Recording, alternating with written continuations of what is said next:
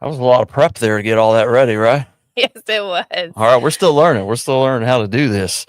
But we are live. We are live on Facebook right now and our YouTube channel. And Alicia, we have Alicia Belden today from the Twistid Arts Initiative, also Twistid Arts, Twistid Inc. Yes. Twistid Inc. And I know a little something about ink too, I think. Looks like it. I know a little bit about it. How many tattoos do you have? Do I? Yes. Oh. See, I like the way this is going already, right? Amateurs know how many they have, right? 10 if you count on my fingers as one. Gotcha. Well, I count all this as one, so I have one from here to here. That's all I have. It's actually very meaningful. Like, people ask me, like, what is all of this stuff? I didn't just go to the tattoo shop and look at the wall and say, I'll take number 37. Yeah. And, I didn't do that. This is all family. That's cool. Yeah, it's all family. So I looked up the names of all of my, family members, close family members, and what their names mean, and then had them depicted in pictures. That is very cool. So some were easier than others. Like my daughter's name's Trinity, so I have a big Trinity symbol up here. And then I had to cap it off, and I capped it off actually at the top with the Phil Royal legacy, the star that they have with the heart in there. We've done a couple of those. After he passed away, April and I were working on a logo for the Phil Royal legacy, and she's like, George, I think we're going to take that star from his sheriff's campaign and we're going to put a heart in there. And I was like, all right. So I got on Corel and did all that stuff, and then I ended up capping it off like it's a bunch of them, like shooting stars across. That's very cool. Yeah, absolutely. Just I don't know, just kind of what you do. So well, it's what you and I do anyway. Yes. I think I'm done though. Really? I do. I think that's it. So we'll see. But well, anyway, we didn't log on to talk about tattoos today, but why not? That's always fun. Why not though? So I absolutely totally admire what you all are doing at Twistid Arts Initiative. I really, really do. So I got to come over and check it out as a part of the Chamber of Commerce BAM Fam tour. And so we came over to the studio on Highlands Boulevard in Inverness, and that building's been a number of things over the years. I didn't know it started out as a church. Yeah. So I'm not exactly sure what it was called when it was a church, but it was originally built in 1968, and it was designed as a church. So only the back portion of the building existed back then. And it's kind of like a weird octagon shape, but that's why. And then as the years went on, they started adding wings to it, and it went from a church to a few medical offices. It's been a yoga studio. It was a holistic health building for a little while. And then it sat empty for 8 or 9 years. So that part there where that you have dedicated for the performances that you all do live there, I'm guessing that used to be the old sanctuary. Yes. I'm guessing. Yep. Gotcha. So we came over there. We got to see like opening act of The Curse. Did I get that right? Yeah. The Curse. Yeah. And it was very, very impressive. And you all actually partnered with TNT Dance Factory as well with that. The choreography, the acting, like everything was absolutely fantastic. Well, thank you. I think maybe people might have an idea if they're not someone who goes to local shows. They might have an idea of sort of a local thing, probably folksy, probably, very amateurish. I didn't get that. I didn't get that feeling at all, not even close. Like, I was just absolutely blown away. And I'm somebody who really enjoys theater. Yeah. I love going to see shows, the Straws, whatever, I have admitted that my very favorite movie of all time, it's a war movie. I want to be clear about that. It is a war movie, is The Sound of Music. It's a great war movie. Right, Madeline? Lots of soldiers. A lot of soldiers in there. Very heavily on the Austrian army and Nazi invasion and fleeing the country to get away from the Nazi invasion. It's a real hard hitting war movie. It's one of my favorite. Anyway, so if anyone comes with that type of viewpoint, that type of expectation, I think they're going to be pleasantly surprised. That is amazing to hear. We're on the ground floor of it, so it's never right to us.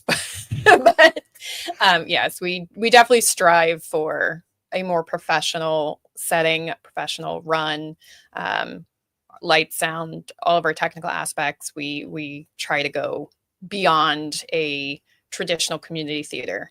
And we're focusing on earning semi-pro or pro title. Yeah, that's kind of our goal. Well, I feel like I mean, listen, I'm just an amateur here myself, but I'd say you're at least at semi-pro already. I mean, you got a good head start. I'm not just saying that. It was very, very impressive. My wife and I came back, and so did Madeline. Madeline and Jason, they went to see the full show as well, and we were happy to just come. I'm going to tell you the fundraiser that you all did, the concert a couple weeks ago now. Yeah. That was even more impressive. I mean, everyone's got their thing. Everybody's got their own thing they like or whatever. Being a guy who loves the movie Sound of Music, some of those show tunes and whatnot, I was doubly impressed over what I saw at the Cursed. So how did all this come together? So I myself, I went through high school here. I was a Citrus High School kid. I went through about 4 different theater teachers in my 4 years of high school. The drama program over there was not at its best. Mm-hmm. Get that camera or that microphone just a little closer to you. Like that? Yeah, we're good. All right. And I ended up graduating and leaving to go work in the industry elsewhere. But through my high school years, it was a struggle. Being involved, keeping things going, getting the recognition in the theater department in general, and all the arts. It's always been a struggle in any small town, not just ours. I left, I worked in the industry, came home and had my kids. My son aged into the program at Citrus High School. It's actually the same teacher now as my senior year. So it's a stable, fantastic program now. But he went through the school system and they were still struggling. So, 20 years later, I come back and I see the program that was struggling when I was in it is still struggling. And my team at the time, it was just Twistid. We all talked about it and we jumped in to help build some of the props and set pieces for the department and kind of give them the help. We were buying things that they needed, materials, supplies, whatever. We just wanted to make sure that they had every opportunity. So that's the struggle, like manpower, finances to make sure that they could really put on productions at the school to the level that they would want to. Yeah. So that was a pervasive struggle over the years. Oh yeah. Recognition, getting butts and seats, all of it.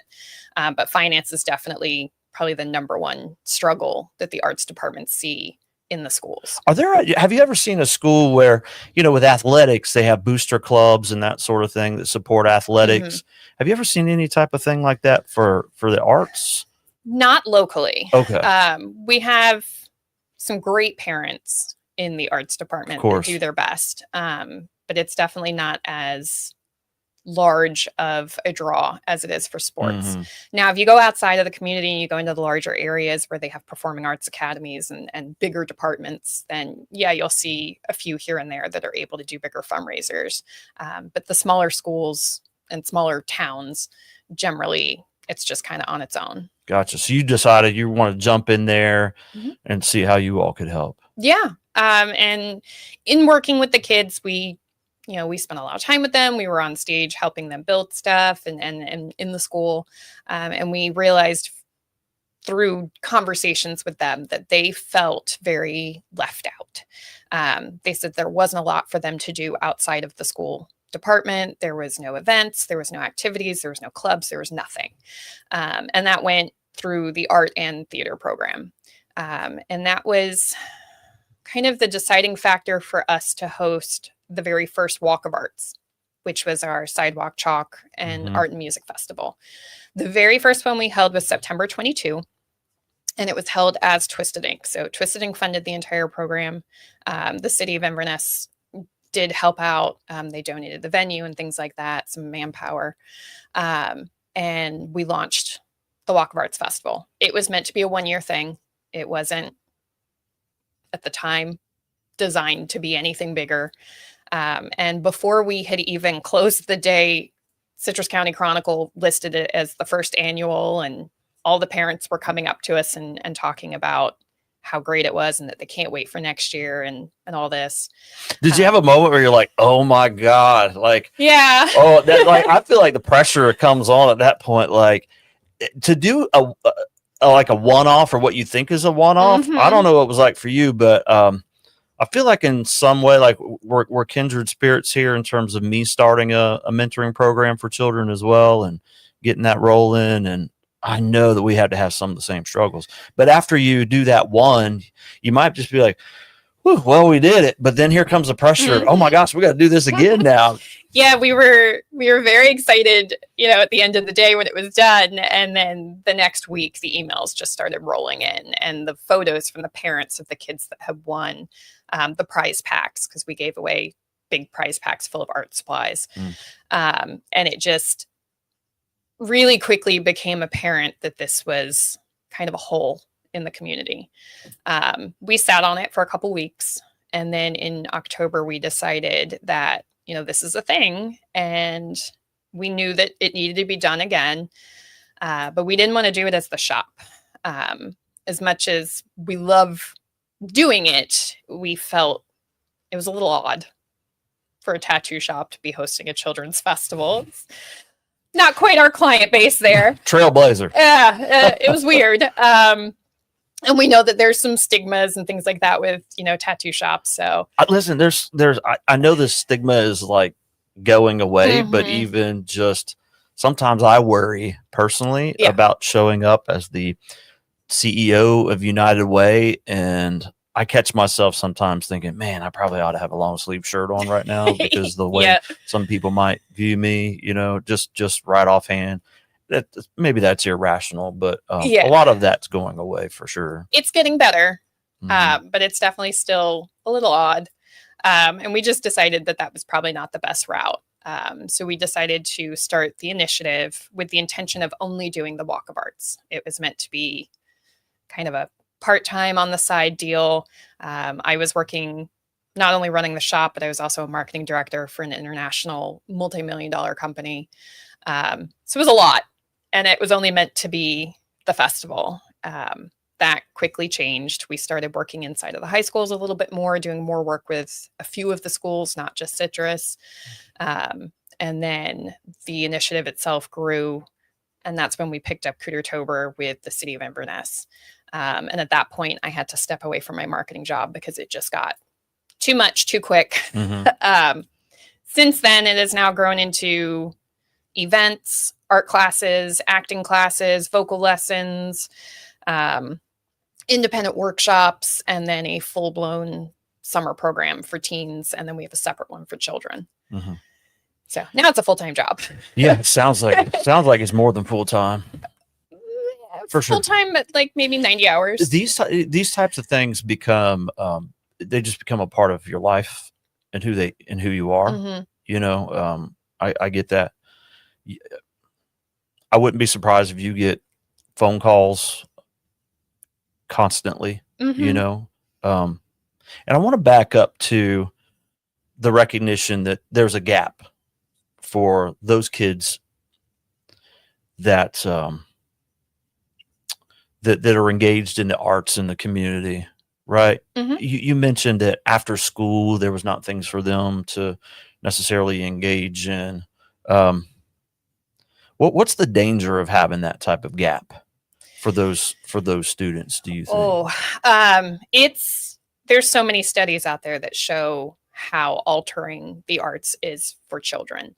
But those ones that don't have anything else, that don't do the sports, they're not scouts, they're not doing any of that extra stuff, they're at a much higher risk for depression, teen suicide, Baker action, like all that. Delinquency is a huge one. They get bored, they got to use those art skills somewhere, and there's a building there. So Mhm. it's a huge risk having a gap like that, because these kids are special. They don't deal with things the way that other children do that are more into sports. It's a different side of the brain. It's a completely different structure for them. So not having activities puts them at such a high risk for numerous things. Yeah. I feel like that if I go back and look at what I started in community years ago, riding dirt bikes with kids as that incentive for them to behave and get good grades and to get them to come to classes that we taught about, on social skills and cognitive behavioral intervention and whatnot. Different kid. Yeah, right. I mean, in terms of a little bit, just in terms of maybe their interests, but the risk factors seem to be the same. Yes. Very, very much the same. And we operated for 12 years before Honda decided after COVID, all right, we're done with this. And we had 174 graduates of that program. Wow. And I can't imagine where some of those young people, now adults, many of them, where their lives would be if they didn't have that outlet for the period of time that they had it. And I would imagine, so our kids would graduate, and then we'd encourage them to come back and still be junior leaders and sort of still engaged. I imagine you don't really have that time certain, right? I mean, they just keep coming back and participating. What does that look like for you all? So we're going into about 3 years now. And I do have students. We have a student that we worked with. Not a student. She is a full-grown woman. We worked with her through the high school before we formed the initiative. So we had a relationship with her, and then she's worked with us through a couple programs. And now she comes back. She did Macbeth with us because that was an all-ages show. And then she's learning on and off some of our tech work. She's getting into the lights and sound aspect of it. She ran projections for one of our shows. So we do have some that are coming back already. And I can only imagine that's going to get bigger. And then the youth themselves that we've been working with for the last couple of years, they live in our building. I see them constantly. If we don't see them, we hear from them. It's constant communication. What I thought was really cool when we were at the fundraiser concert that you all threw, I remember, I think it was you that said that some deputies will even drop in and whatnot in the afternoon and visit with the kids. Yep, we have all kinds of community leaders and SROs, other officers that just drive on through, pop in, just come to say hi. We have really good relationships with the sheriff's department. Awesome. So it's not all about just the performing arts, the acting and whatnot, singing. You have other art classes as well. So tell me about those. So we do have our art classes. We call it our Twistid Arts Academy. It usually ranges between 12 and 16 weeks, depending on the time of year. And we do art classes that go from the basics to advanced, depending on the student. I have 3 artists, professional artists, that teach the classes. So there's a lot of one-on-one. And we do ages 9 to 14 in one class, and then we have 15 to adult in another class. At the end of the term, they do a gallery show where they get to display their work, and then they sell their pieces at the show. Awesome. Do you guys engage in there's Inverness has a festival of arts. It's toward the end of the year, isn't it? Like November? It was usually the weekend before our benefit concert. Oh, okay. Yeah. So, toward the end of the year. Yep. Yeah. We were there. Yeah. We usually set up at the booth. This year we did we like to call it the community color project. We bring out a ton of chalk. My artists line out an image, and then we have all the kids come in, kids and adults, come in and color the mural in. Yeah. Well, what shows do you have coming up? I know you got the Snow Queen is coming up, right? Is that the next one? Yes. We actually go into tech for it next week. So on the 12th. What does that mean? The yoga tech for it. What does that mean? So Tech Week is when all of the elements come together. So the lights, the sound, the projections, all of the set, costumes, any music, and everything kind of comes together. This show in particular is a little different because we have our dancers as well as our actors. So this is the first week that they all get added together. So we'll see the full run of the show. And we do it from start to finish with all of the elements. So it's basically a dry run of the show. Gotcha. Now I saw you on the Chronicles Giving Tuesday, one of their videos, and it sounded like ticket sales for that are pretty good right now. Yeah. I'm pleasantly pleased with them. Good. We are sitting, when I left the studio today, we had maybe 10 tickets left for our opening Saturday. The entire run of the show is about 60% sold out right now. Gotcha. And what do tickets cost, and how do people get them? They're $10. We try to make it as affordable as possible for families. Girl, I've seen your shows. I know. You need to bump that up a little bit. Well, I'm being serious here. What are we doing? So you say you've been told this before? Yeah. I mean, there's nothing to stop people from, when they go to your website and buy a ticket, to go over and click the donate button and just say donate. You got a donate button on there? There's plenty of them. Okay. So there's plenty of ways to give. And you have Facebook page as well. Mm-hmm. Do y'all have a donate button on your Facebook page? Yes.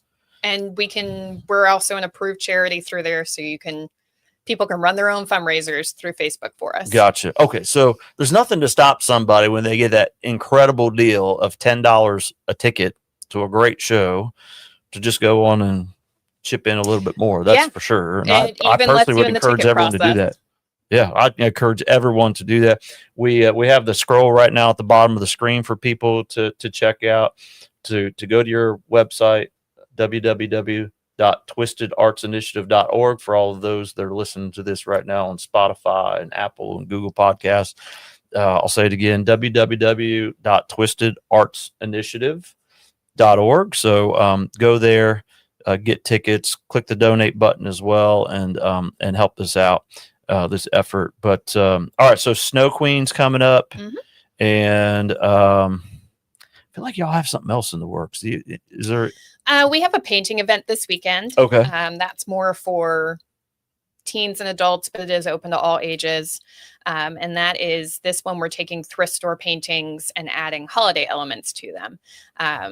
And it's a little bit more individual work. It's not following along and learning how to do one specific image. You can kind of do whatever you want. I'm expecting some of our people will be adding snowmen, and some of them will be adding Krampus. So it's kind of up to you, but the artists will go around and help guide you along the way. So it's a little bit more individual work. Gotcha. And that's this Saturday. I realize what I'm thinking about is that you announced at the concert the next production that I think y'all are going to be doing. I don't know if you want to announce that now. You're going to have to pay pretty good size royalty. You're talking about our summer program, which I'm not going to pressure you to out the bag. Oh, it is? Okay. Yeah, it's out. My hand was kind of forced on this one. Okay. I was not going to originally announce it, but our summer teen program this summer will actually be doing Footloose. Awesome. And we have been sitting on those rights since last summer. That was not. So what do you mean by that? What does that mean? So when you are going to produce a non-original production, so the Snow Queen, Curse, those are originals, at least the formats that you're seeing them in. When you license somebody else's production, you have to pay royalties for it. You can't just decide to do Into the Woods and not pay Stephen Sondheim an insane amount of money. So every production comes with tailored royalties to what they feel the show is worth. And it gets pricey. I don't think people really truly understand how much it does cost to put on a production. I mean, that's 4 digits, 5 digits. What is that? Last year, Beetlejuice cost me almost $5,000. Okay. And then the entire summer program, because we also did Wizard of Oz, it was about $7,500 between the two. And that's just to be able to do the show. That's before you start making costumes and set design and everything that goes into it. Yeah. Yeah, it gets up there real quick. So Footloose is not a cheap show, but we had to outdo Beetlejuice somehow. So this is not a critical comment here either, because I want you to do those, like Beetlejuice, and you all did Macbeth and Footloose. So why do those, even though they have that cost up front like that, just to even make it happen? So why do those as opposed to the ones that you do yourself? Like you are the one that wrote The Curse, right? Yeah. I wrote The Cursed, and then I also adapted The Snow Queen. Okay. We took the original 1868 version of the book and adapted it for stage. So those were both done by me.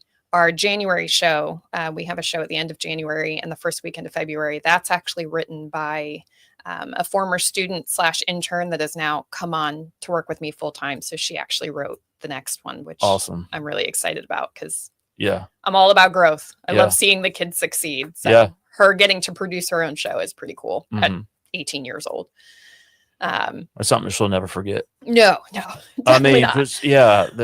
that's pretty amazing. But for the summer programs in particular, we're focusing on name shows. Mhm. It's easier to get the kids excited. It's easier to get the audience excited. Mhm.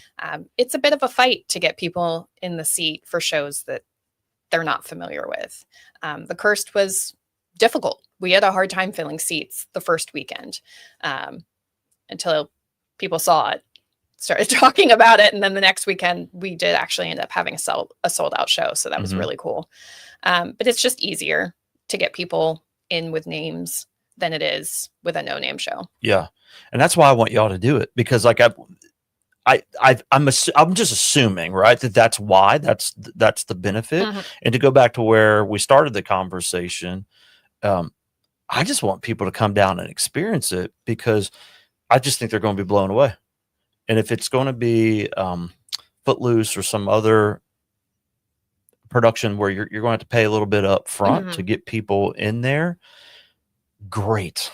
Because I just want to see them get there, because I think they're going to be sold. I'd be really interested to see over time what your reoccurring customer base looks like. I would love for you to outgrow that space that you're in right now. That would be amazing. And yeah, and that's an issue right in our community, because there are other community groups as well that do theater, right? And then like it seems like most of them are vying for space at the Valerie, is what my assumption is here. Yeah. I'm doing a lot of assuming today, by the way. Yeah, but it's accurate. But you all have created your own space, and so that's got to be amazing, by the way, just so you don't have to lug everything around.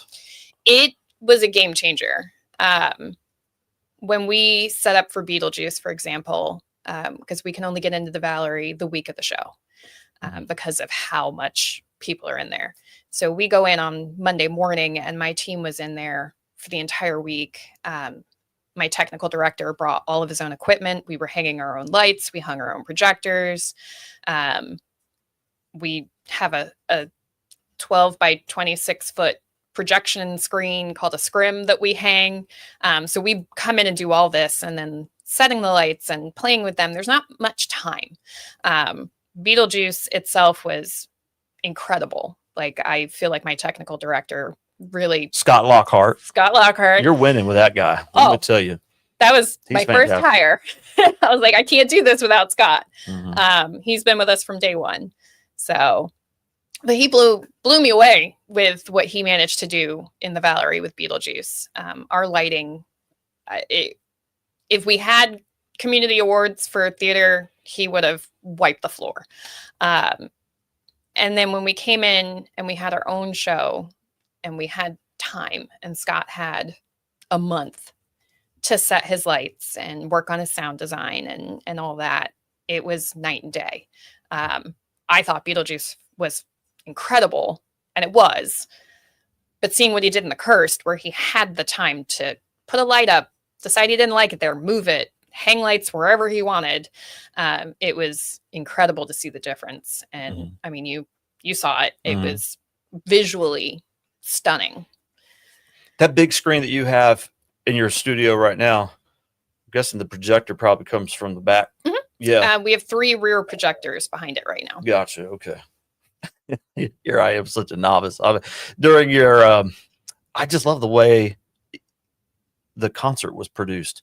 So when the singer would come up, you all had a video of them playing, just sort of sharing their, like a testimonial type video, right, of what Twistid Arts Initiative has meant to them and whatnot. And I'm like, oh, it took me a minute to figure out, oh, wait a minute, it's coming from the back, because they're not like got a projector right in their face. But I am somebody, my team knows here that I turn 15 shades of red and I'm ready to flip my lid when the AV equipment is not working. Mm-hmm. Like if I go to a meeting and someone can't get Zoom working because it's obvious that they just 2 minutes before the meeting started decided now it's time to try to get this stuff working.